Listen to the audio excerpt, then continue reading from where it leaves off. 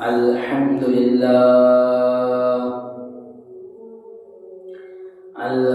لله نحمده ونستعينه ونستغفره ونؤمن به ونتوكل عليه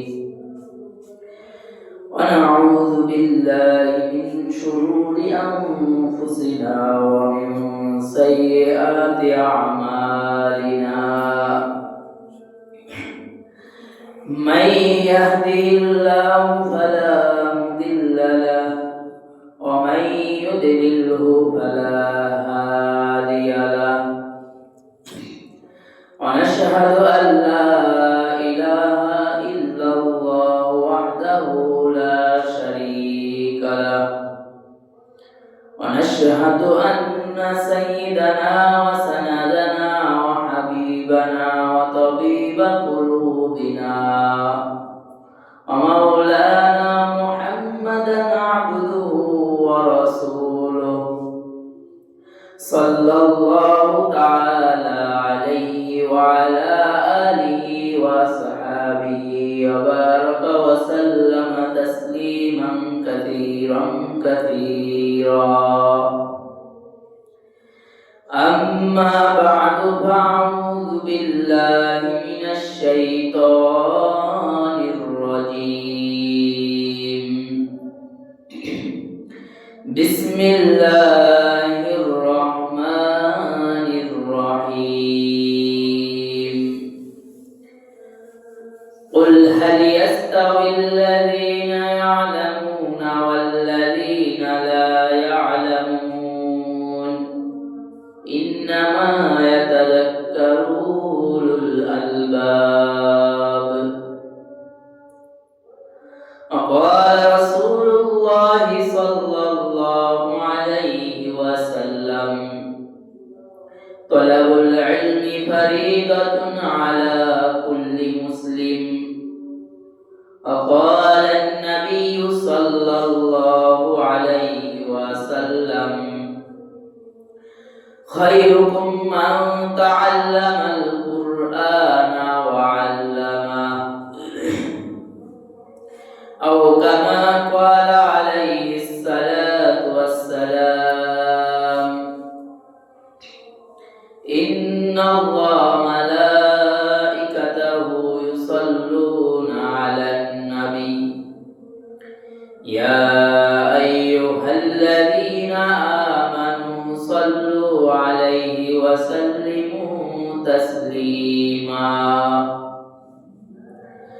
اللهم صل على محمد وعلى آل محمد كما صليت على إبراهيم وعلى آل إبراهيم إنك حميد مجيد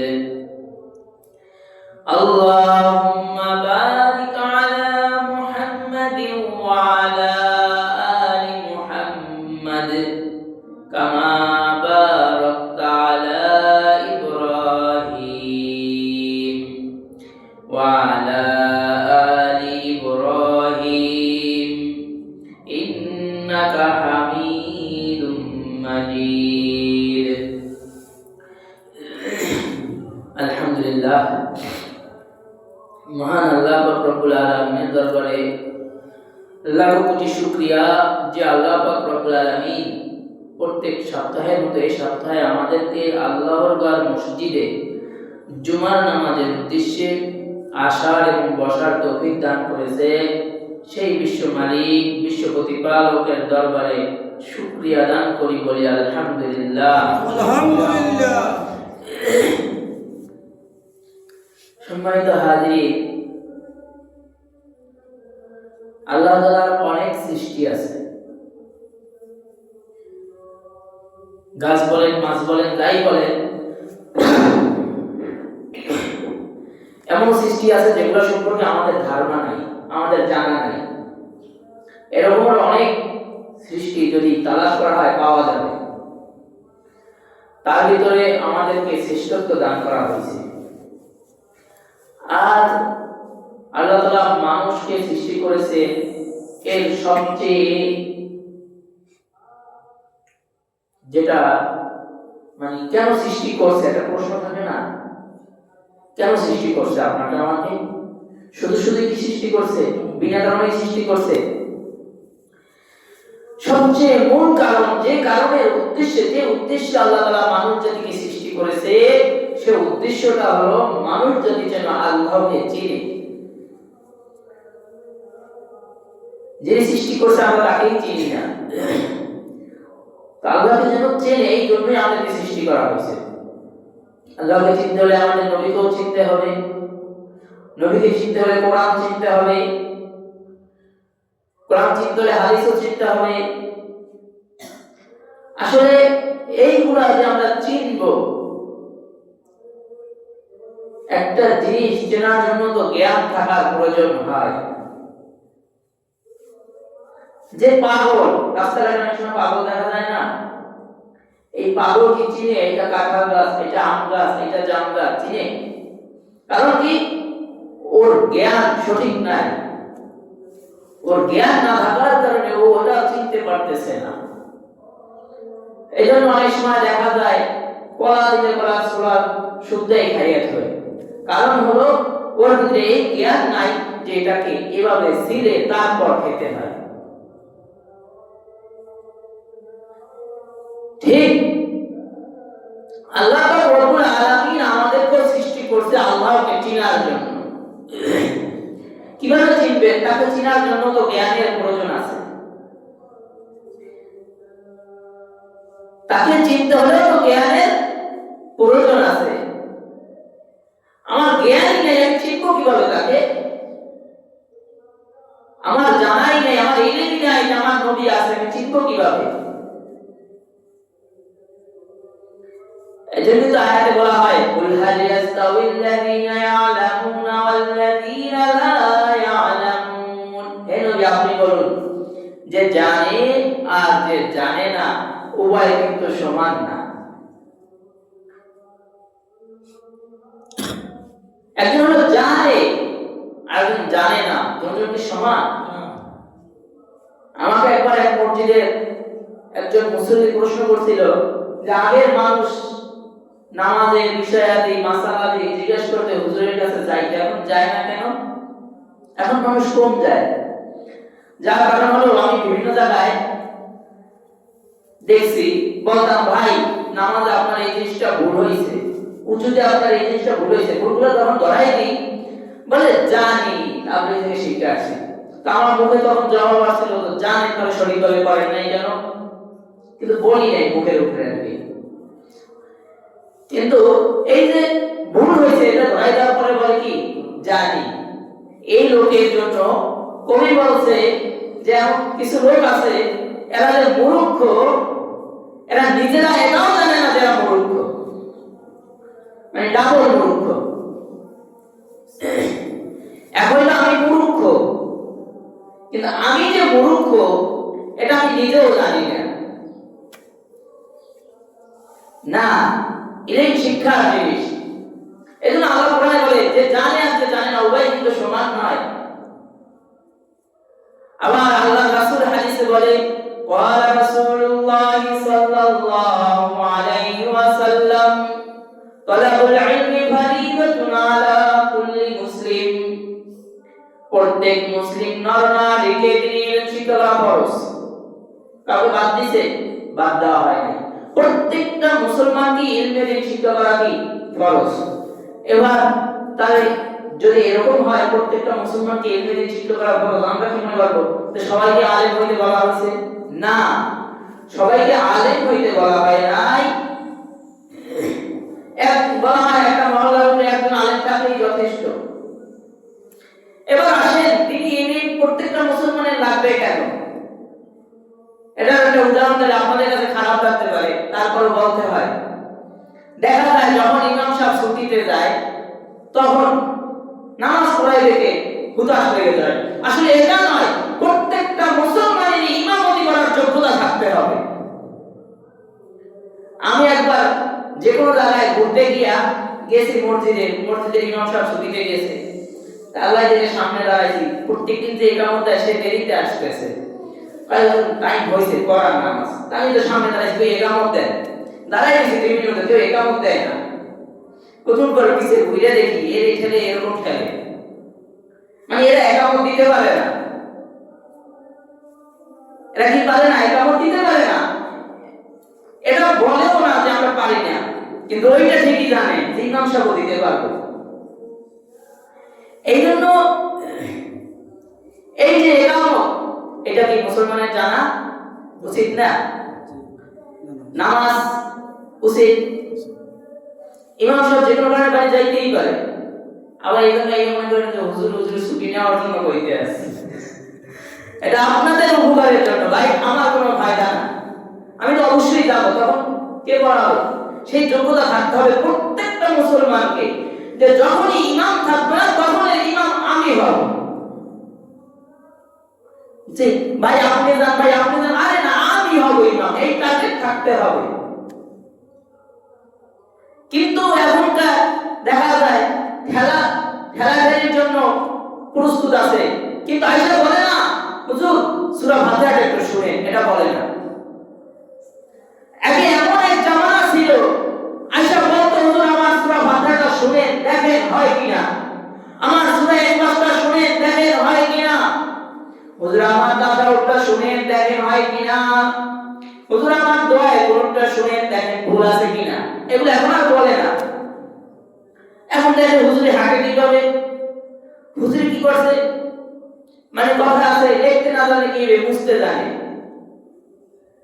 আসলে না, এই যে আল্লাহ রাসূল বলছে তালাবুল ইলমি ফারিদাতুন আলা কুল্লি মুসলিম, প্রত্যেকটা মুসলমানকে ইলমের শিক্ষা করা ফরজ।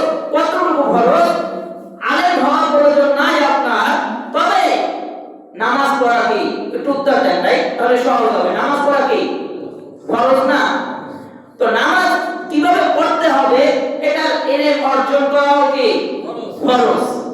নামাজ কিভাবে পড়তে হবে এটা ইলম অর্জন করাও কি ফরজ। বেতরে নামাজ কি ওয়াজিব, বেতরে নামাজ কি ওয়াজিব, এটা ইলম অর্জন করা হয় ওয়াজিব। মূল কথা হলো যে ইবাদত ফরজ, সেই ইবাদতের ইলম অর্জন করাও ফরজ। যে ইবাদত ওয়াজিব সেই ইবাদতের ইলম অর্জন করাও ওয়াজিব। যে ইবাদত সুন্নাত সেই ইবাদতের ইলম অর্জন করাও সুন্নাত। যেটা নফল সেই ইবাদতের ইলম অর্জন করাও নফল। কারণ আমরা তো নামাজে দাঁড়ায়া বাচ্চা না, আমি নিজে চোখে দেখছি বিভিন্ন জায়গায় তো আল্লাহ আমাকে ঘুরাইছে। সাইজে ছোট হইতে পারি, বয়সে কম হতে পারে, কিন্তু আল্লাহ রহমতে দেখছি মুরব্বী নামাজে দাঁড়াইয়া এরকম আসলে জানে না যে নামাজ কেমনে পড়ে। আবার কিছু আছে জীবনে মসজিদে ঢুকে নাই, কি করবো জানাজায় গেছে দাঁড়াইছে, জানাজা কেমনে পড়ে তো জানে না। প্রথম তো তাকবীর দিছে, আর দ্বিতীয়বার জানি ইমাম সাহেব তাকবীর দেয়, তখন এর টাইমে আমি তাকাই দেয় কি করে। কারণ কি এই যে জানাজা পড়তে ভাইয়া, এই ইলম তার ভিতরে নাই কিভাবে জানাজা পড়তে হয়। আবার দেখা যায় ইমাম সাহেব জামাতে সালাম ফিরাইছে ডাইনে, হে ফিরাইছে বামে, কারণ হে তো নামাজ পড়তে জানে না, ইলম অর্জন করে নাই, কিভাবে নামাজ পড়তে হবে এটা শিখে নাই। ইমাম সাহেব ফিরাইছে ডানে, এ ফিরাইছে বামে, বামে ফিরাইছে তার বাম পাশেটা তার দিকে সালাম ফিরাইছে। আবার ইমাম সালাম ফিরাইছে বামে, এ ফিরাইছে ডাইনে। আবার যদি ইমাম সাহেব আল্লাহু আকবার বলে রুকুতে যায়, তখন ডাইনে বামে তাকায় দেখে যে সবাই কি করতেছে, আমিও করব কিনা। কারণ কি শিখে নাই, কারণ কি শিখে নাই। অথচ ইলম অর্জন করা কি ফরজ। না শিখার কারণে নামাজে দাঁড়াইয়াও এইভাবে দেখতে হয়, বৃদ্ধ হয়ে গেছে, নামাজ শিখে নাই। এখনো চাইলে বিভিন্ন জায়গায় আপনাদেরকে নিয়ে দেখতে পাবেন যে কাউ আলহামদুলিল্লাহ আপনারা ভালো আছেন, যে সময় দাঁড়ায় যে থাকে সেই একামত দিয়ে দেয়, এইখানে এটা পাইছি আলহামদুলিল্লাহ। দেখছি যে যেই থাকুক পিছে কামড় দিয়ে দেয়, কিন্তু বিভিন্ন জায়গায় গেলে দেখা যায় খেলাতেই দেখা যায় তুই দে তুই দে তুই দে। এগুলো দেখা যায় যে সবচেয়ে শুদ্ধ এটাও হয় না। তা আল্লাহ আমাদেরকে হেফাজত করুন মুসলিম জাতিকে। এই যে নামাজের ভিতরে নামাজ ভঙ্গের 19টা কারণ আছে, জানে না। নামাজের মধ্যে 5 মিনিট দিছে, এবারও নামাজ পড়তেছে, কারণ কি জানে না যুজু ভাঙিয়ে যুজু করতে হবে।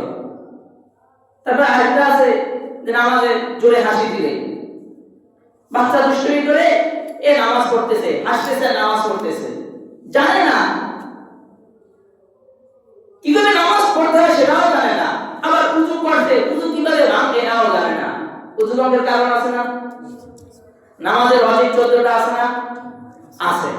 কি করে? কিন্তু এগুলা কি যেমন নুরানি মাদ্রাসা ও মক্তবে পড়ায় উযু ভঙ্গের কারণ 7টি, এভাবে শুনতে শুনতে পড়ায়।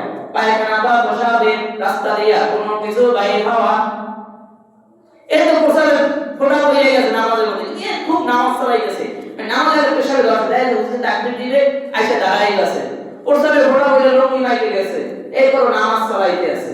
কারণ কি এটা জানে না যে পায়খানা বা প্রসাবের রাস্তা দিয়ে কিছু বের হলে নামাজ ভেঙে যায়।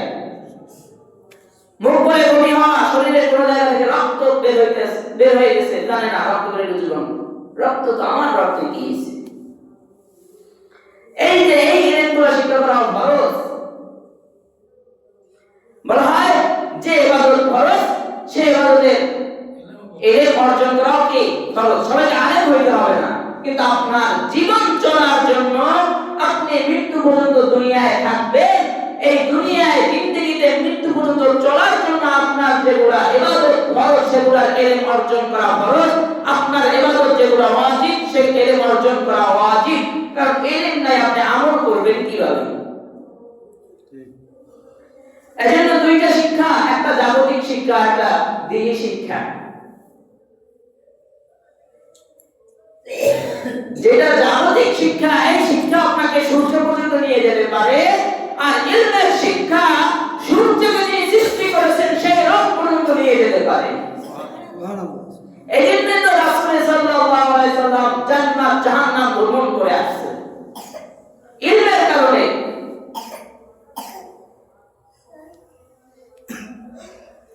তবে দেখা যায় কিছু কিছু মানুষ বলে মাদ্রাসায় পড়ালে খাওয়াবে কি। আমি কিন্তু আগের সপ্তাহে বলছি যে মাদ্রাসায় পড়াইলেই যে শুধু সে হুজুর হইতে হবে সেটা না।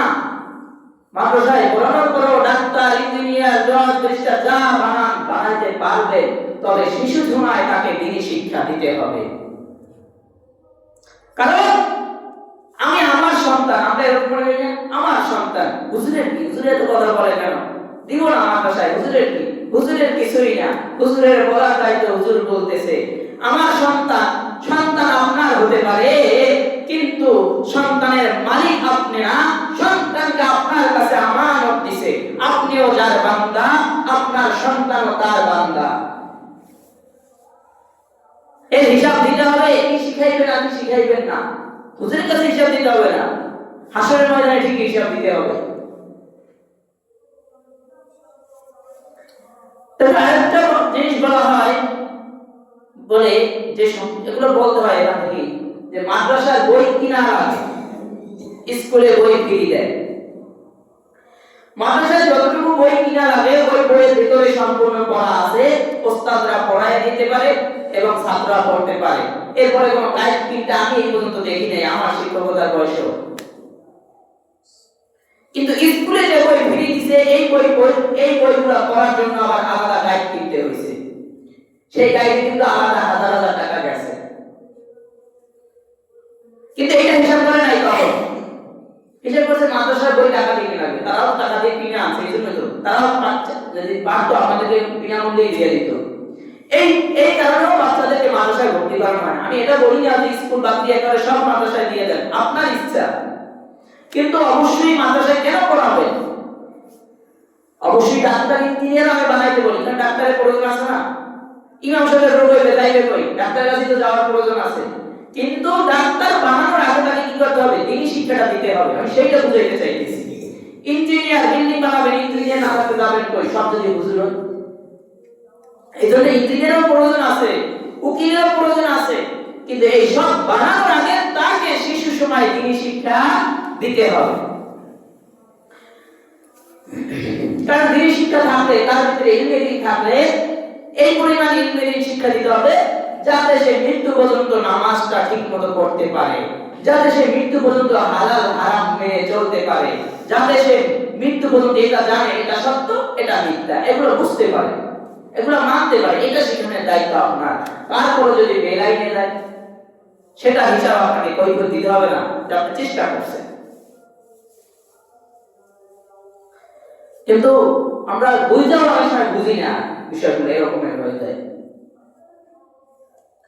সন্তানটা আপনার হতে পারে, কিন্তু সন্তানটা আল্লাহ দেওয়া আমানত আপনার কাছে। শিশু সময়কে শিখবে,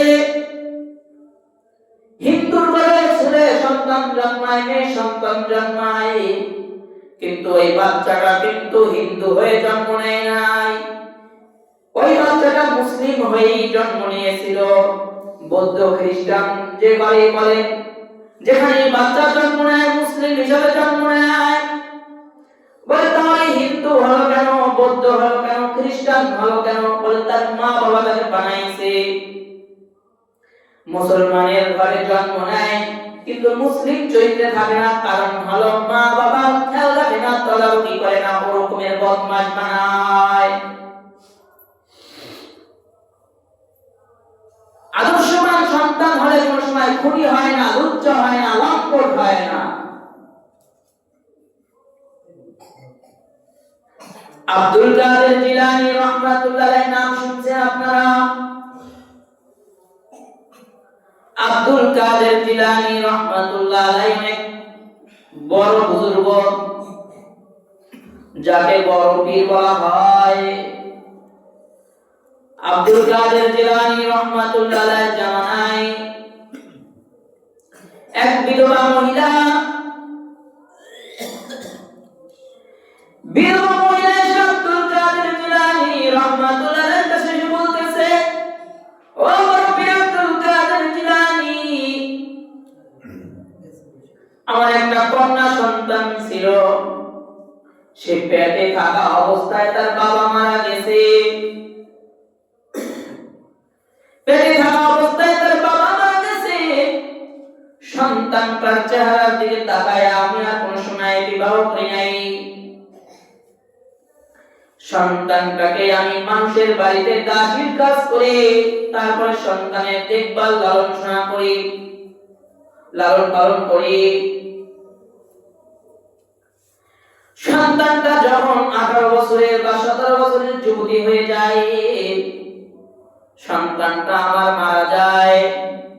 আমার বড় ইচ্ছা ছিল কন্যাটাকে বিবাহ দিব, নাতি হবে, আমি দেখবো, নাতিদের সাথে আমি খেলবো, আমার ইচ্ছা ছিল।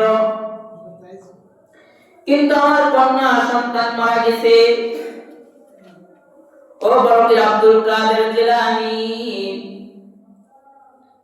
আমার কন্যাটা তো মারা গেছে, কিন্তু আমার বড় ইচ্ছা হয় আমি আমার কন্যাটাকে দেখব।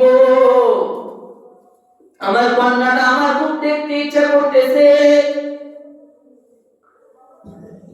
কবরের মাটি সরাইয়া যদি দেখা যায় থাকতো, তাহলে কবরের মাটি সরাইয়া আমি আমার কন্যাকে দেখতাম। এমন কি কোন আমল আছে যে আমল করলে কন্যাকে দেখা যাবে? আব্দুল কাদের জিলানী রাহমাতুল্লাহ আলাইহি বলে, মহিলা প্রত্যেকদিন রাতে ঘুমানোর আগে উযু করে সূরা তাকাসুর পড়তে পড়তে ঘুমাইবা। আল্লাহ চাইলে যে অবস্থায় আছে তোমাকে দেখাইতেও পারে। আলহাকুমুত তাকাসুর হাত্তা যুরতুমুল মাকাবির, কাল্লা সাওফা তা'লামুন, সুম্মা কাল্লা সাওফা তা'লামুন, কাল্লা লাউ তা'লামুনা ইলমাল ইয়াকিন লাতারাউন্নাল জাহিম, সুম্মা লাতারাউন্নাহা আইনাল ইয়াকিন, সুম্মা লাতুসআলুন্না ইয়াওমাইযিন আনিন নাঈম। এই মহিলা উযু কইরা তোমাকে কিছুদিন পরে মহিলা স্বপ্নে দেখতেছে যে সে স্বপ্নের মধ্যে কোথাও হাঁটতে হাঁটতে যাইতেছে, সুন্দর সরু রাস্তা দিয়ে হাঁটতেছে। হাঁটতে হাঁটতে দেখে দূরে আলো দেখা যায়, অনেক আলো দেখা যাইতেছে। মহিলা ওই দিকে আগাইতেছে, আরো কাছাকাছি গেলে দেখে বিশাল আকারে আগুন জ্বলতেছে। একটা আগুনের অগ্নিকুণ্ড, আগুন জ্বলতেছে, দাও দাও করে আগুন জ্বলতেছে। মহিলার সামনে দিয়ে আগাইতেছে। আরো সামনে যখন অগ্রসর হইল, কিছুটা দূর থেকে আওয়াজ পাইতেছে, বলতেছে, মা, দুনিয়ায় তুমি আমার কষ্ট সহ্য করতা না, দেখো না মা আমি কত কষ্টে আছি। মহিলা আরো কাছাকাছি গেল, যখন আগুনের ধারে গেল, স্বপ্নের ভিতরে আগুনের ধারে গেল, আগুনের কাছাকাছি যখন গেল, তখন দেখতে পাইল, দেখতেছে তার কন্যাকে চুলের দিয়া জাহান্নামের শিকল দিয়ে চুলগুলো বেঁধে আগুনের ভিতর চুলে রাখা হয়েছে। আর এই আগুনের ভিতর দাউদাউ করে আগুনের ভিতর মেয়ে চলতেছে। এগুলা দেখা তখন মেয়ে বলতেছে, ও মা, দুনিয়ায় তোমার চোখের আড়াল হলে তুমি আমাকে খোঁজ লাগায় দিতা, নিজে না খায়া আমার মুখে খানা দিছো, কত আদর ভালোবাসা আমায় দিছো মা গো। এই কষ্ট আমার সহ্য হচ্ছে না, আমি আর সহ্য করতে পারতেছি না। মহিলার ঘুম ভেঙে গেল। ঘুম ভাঙার পরে পরের দিন আব্দুল কাদের জিলানী রাহমাতুল্লাহর কাছে গিয়া বলল, এ আব্দুল কাদের জিলানী, আমি আমার মেয়েকে এই অবস্থায় দেখেছি, এমন অবস্থায় দেখেছি, মা হয়ে যেটা সহ্য করতে পারতেছি না। এই অবস্থায় দেখলে এর চেয়ে তো আমার না দেখাই ভালো ছিল। আব্দুল কাদের জিলানী রাহমাতুল্লাহ আলাইহি প্রশ্ন করল, ও মহিলা, তুমি কি তোমার মেয়েকে নামাজ শিখাইছিলা? বলে, না শিখাই নাই। বলে, কোরআন শিখাইছিলা? বলে, না শিখাই নাই। বলে, ইলমের শিক্ষা দিছিলা? বলে, না শিখাই নাই। বলে, পর্দা পুশিদা শিক্ষা দিছিলা? বলে, না শিখাই নাই। আব্দুল কাদের জিলানী রাহমাতুল্লাহ আলাইহি বলেন, মহিলা, নিজের ভালোবাসার হাত দিয়া নিজের কন্যাকে নিজেই জাহান্নামের মধ্যে ফেলায়া দিছো। তোমার মেয়ে তো জাহান্নামে চলে গেছে, এবার যাও নিজে গিয়া জাহান্নাম থেকে বাঁচার আমল করো। তার কোরআন বলে, ইয়া আইয়ুহাল্লাযীনা আমানু কু আনফুসাকুম ওয়া আহলিকুম নারা, হে বান্দারা, আগে নিজে জাহান্নামের আগুন থেকে বাঁচো, তারপরে আহল পরিবারকে বাঁচাও।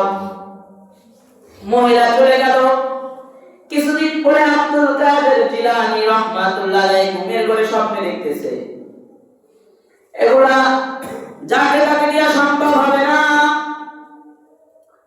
আব্দুল কাদের জিলানীর মতো হইতে হবে, তাহলে এগুলা আপনার দ্বারা সম্ভব হবে।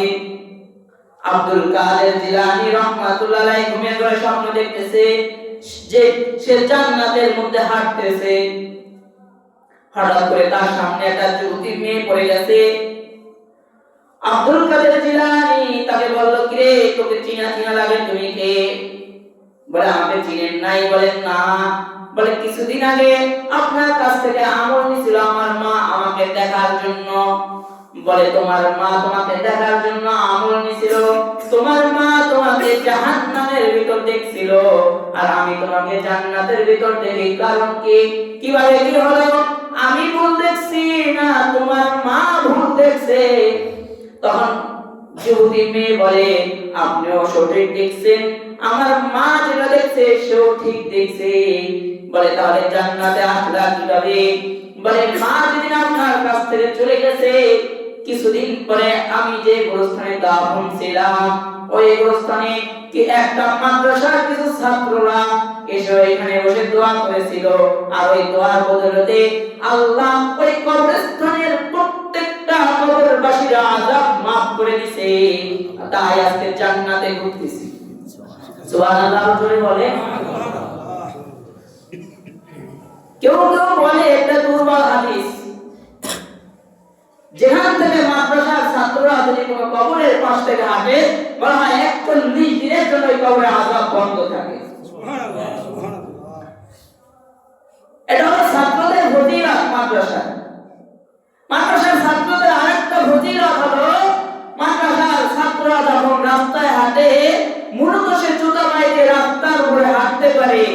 কিন্তু সে হাঁটতেছে ফেরেশতাদের নূরের পরের উপর দিয়া, ফেরেশতারা তাদের নূরের পর্দা বিছায়া দেয়।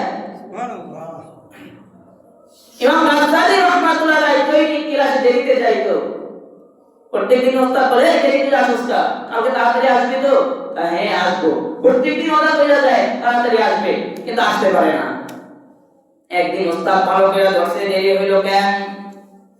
বলে ওস্তাদ জি আমি প্রত্যেকদিন আগেই বের হই যে আমি তাড়াতাড়ি আসবো, কিন্তু যখন বের হই তখন দেখি একটা পাখির ডানা দেখতে পাই, ওগুলা সরায় সরায় আমার আসতে হয়। ওস্তাদ তো বুঝে ফেলেছে। ওস্তাদ বলে জামানার বড় বুজুর্গই হইলি তুই, কয় এগুলো পাখির ডানা দেখছে, এগুলো পাখির ডানা না, এগুলো সব ফেরেশতাদের নূরের পর তোর জন্য বিছায়া দেওয়া হয়েছে। এই জন্য মাদ্রাসার ছাত্ররা যখন হাঁটে ওদের পায়ের নিচে ফেরেশতার নূরের পর বিছায়া দেয়। ইলমে শিক্ষা করেছে, মানুষ তাকে সম্মান করে। আবার যখন আমল আখলাক ছেড়ে দেয়, মানুষের কাছে এটার গুরুত্ব আছে। ইলমে শিখছে, আমল আছে, বলে ভালো, ছাত্র ভালো ছিল, এখন ভালো আছে। আবার আমল ছেড়ে দিছে, বলে মাদ্রাসা করছে কি হয়েছে, ওটা শেষ গেছে, মানুষও খারাপ করে। মাদ্রাসা করলে কি লাভ, আলেম হলে কি লাভ, সালাত আলম পড়ে মাদ্রাসার ছাত্র যারা তালিবুল ইলম ইলমের শিক্ষা করে তাদের জন্য সমুদ্রের মাছও দোয়া করে, গাছপালাও তাদের জন্য দোয়া করতে থাকে। এই লাভ কি লাভ, সন্তান হাফেজ হলে কি লাভ, মুখস্থ বিদ্যা একটা ট্যাগ লাগায় দেয়, মুখস্থ বিদ্যা। আরে মিয়া পাতে মুখস্থ করে দেখান, এত সস্তা ভাবে বলছে মুখস্থ বিদ্যা, সস্তা ভাবে বইলা দেয় মুখস্থ বিদ্যা, মুখস্থ করে ধারণ করে দেখেন কেমন লাগে। অথচ জানেন এর ফজিলত কত। হাসরের ময়দানে বলবে হাফেজ কোরআনকে, এ হাফেজ কোরআনরা দুনিয়াতে যেভাবে তিলাওয়াত করেছো তিলাওয়াত করতে থাকো। কোরআনের হাফেজরা হাসরের ময়দানে তিলাওয়াত করতে থাকবে, একটা একটা আয়াত তিলাওয়াত করবে, আর এক এক তলা বিল্ডিং তৈরি হয়ে যাবে। একতলা স্বর্ণের আর একতলা রূপার, 12 সিমেন্ট হবে 20টা আম পড়ে তৈরি হতে থাকবে। সে পুরা কোরআন তেলাওয়াত করবে। কোন কোন বর্ণনায় বলে 6632 আয়াত, এই 6632 টা বিল্ডিং এর মালিক হবে কোরআনের হাফেজরা। আবার কেউ কেউ বলে 6666 আয়াত, যদি এই 6666 আয়াত হয় এই বিল্ডিং এর মালিক হবে কোরআনের হাফেজরা। সুবহানাল্লাহ সুবহানাল্লাহ। শুধু কি হাফেজদের কি মর্যাদা দেওয়া হয়েছে তা না, বলা হয় কোরআনে হাফেজদের মা বাবাকে এমন নূরের মুকুট পরানো হবে, যে নূরের মুকুটের আলো এত থাকবে যে আলোর কাছে সূর্যের আলো হার মানবে। হাফেজদেরকে জান্নাতের ময়দানে একটা শহর দিয়ে দেওয়া হবে,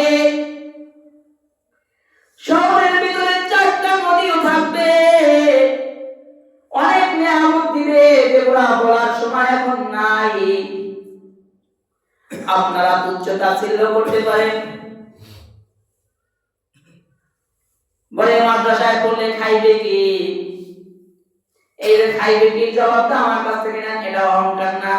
গায়ের পাঞ্জাবিটা দেখতেছেন না, এটা কাপড়ের গজ 250 টাকা।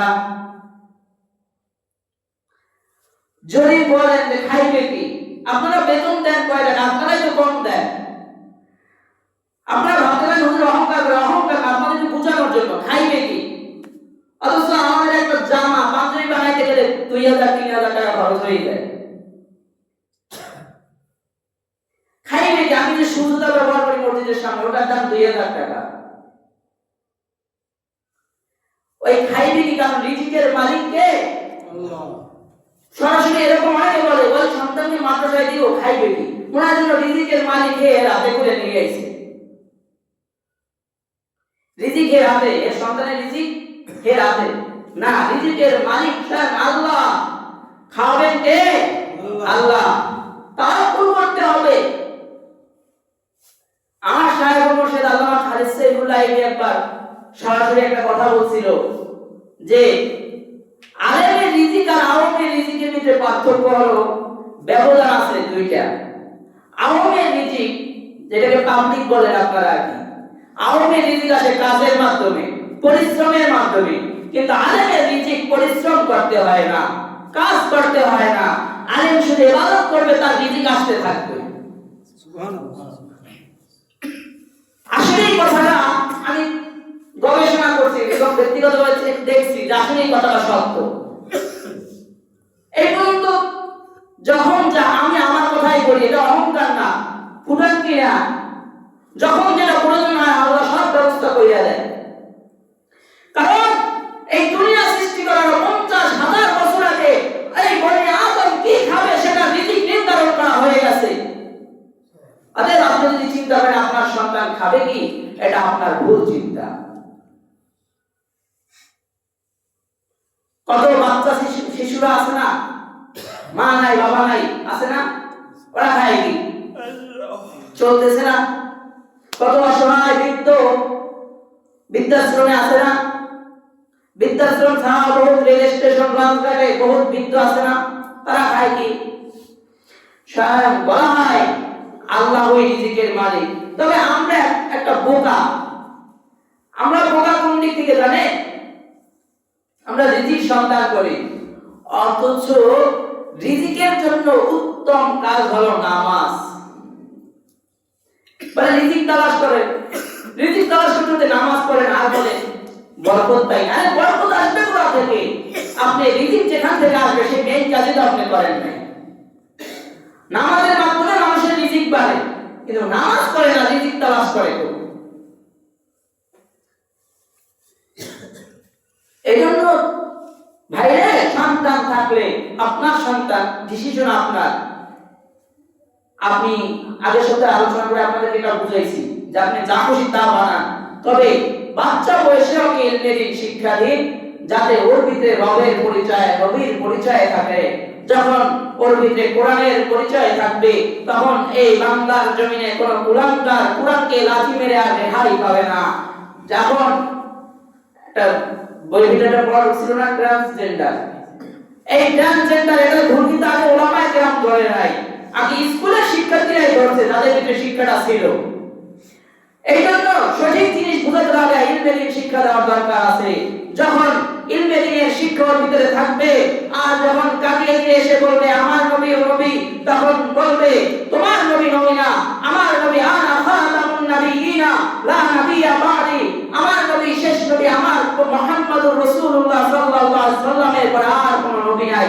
এই শিক্ষার ভিতরে যখন থাকবে, রবের পরিচয় যখন থাকবে যে আমার রব স্বয়ং আল্লাহ, তখন আবুল সরকারের মতো বাউল শিল্পী যখন আল্লাহকে নিয়ে বাজে মন্তব্য করবে, তখন ওখান থেকে জবাব দিয়ে দিবে যে ছিঁড়ে ফেলা হবে আমার রবকে নিয়ে কথা বলার সাহস আর হিম্মত কোথায় পেলে। কত বাজে মন্তব্য করেছে, কোরআন নিয়ে বলে কুল আউযু বিরাব্বিন নাস মালিকিন নাস ইলাহিন নাস মিন শাররিল ওয়াসওয়াসিল খান্নাস আল্লাযী ইউওয়াসওয়িসু ফি সুদুরিন নাস মিনাল জিন্নাতি ওয়ান নাস। বলে আল্লাহ এখানে নাস নাস বলছে কেন? বলে আল্লাহ এটাকে এখানে নাচতে বলছে, নাউযুবিল্লাহ। এই জন্যই সন্তানকে ইলমের শিক্ষা দিতে হবে। আর যখন সন্তানের ভিতরে ইলমের শিক্ষা না থাকবে, তখন আপনার সন্তান ওই বাউল শিল্পী আবুল সরকারের দলে চলে যাবে। কারণ সে তখন বুঝবে না, সে তখন বুঝবে আসলেই তো নাচ শব্দ ব্যবহার করা হয়েছে। আর যখন সন্তানের ভিতরে ইলমের শিক্ষা থাকবে, তখন সে এটা বুঝবে যেখানে আল্লাহ নাচতে বলে নাই। এই জন্য সন্তান আপনার, ডিসিশন আপনার, আপনি যা খুশি তাই বানান, তবে শিশুর সময় বাচ্চাকে দ্বীনি শিক্ষা দিবেন, যাতে সন্তান আপনার জন্য 5 ওয়াক্ত নামাজ পড়ে দোয়া করতে পারে মারা গেলে। এই জন্য তো তৈরি করতে হবে। তো আমি যে কথাগুলো আপনাদেরকে বুঝাইছি, আল্লাহ তাআলা আপনাকে আমাকে আমল করার তৌফিক দান করুন। আমিন। ওয়া আখির দাওয়ানা আলহামদুলিল্লাহি রাব্বিল আলামিন।